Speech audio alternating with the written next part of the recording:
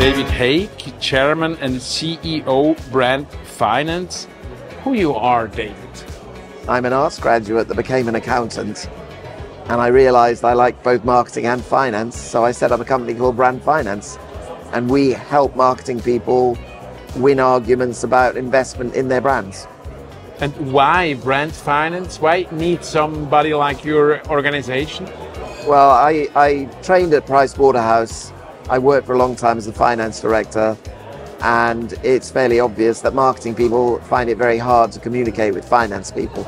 So I set up a company that helps them to do that, to win their arguments. So Switzerland is a champion nation brand. Why? Well, I would argue it's actually the champion, because for its size, Switzerland outperforms everybody. You know, it's incredibly strong on a whole range of the measures that we measure in terms of things like governance, preference, recommendation, you know, culture. There are so many things, and certainly as a place to do business, Switzerland is the number one in the world, really. You presented the study Global Soft Power Index. So what's in this index, and what's the most important takeaways for marketers and advertisers? Well, we call it the Global Soft Power Index because we call soft power the ability to influence other countries and actors to do things which are in your economic interest without having to exert economic force or military force. So it's influence.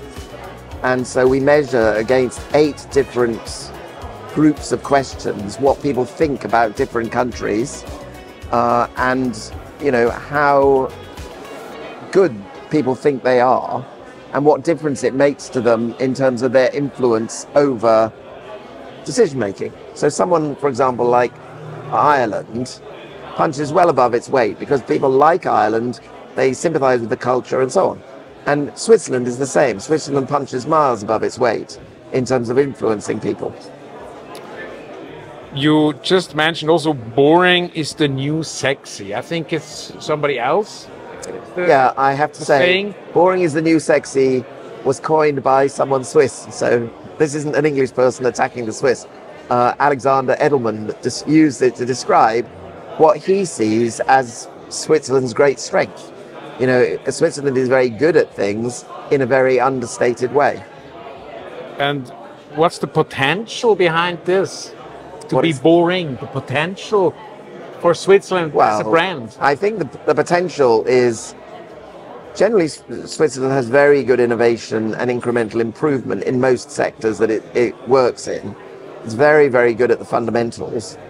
It also has developed a lot of very strong brands, but quite often they're a bit understated. It's a Swiss characteristic to be modest and to be understated. And the question really is, could Swiss brands be even more successful than they are on the world stage if they were just a little bit more flamboyant?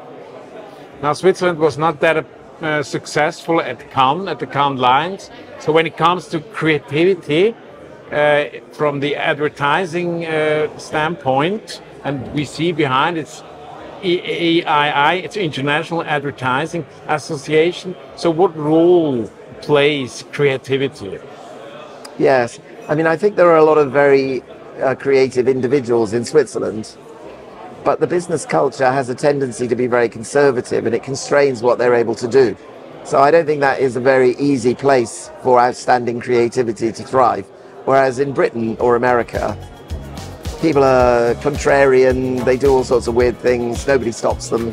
And so all sorts of interesting creative stuff is thrown out as a result. Here in Switzerland, people are a lot more measured about what they do, which is sort of antithetical to creativity. Which is the Swiss brand you're most impressed by?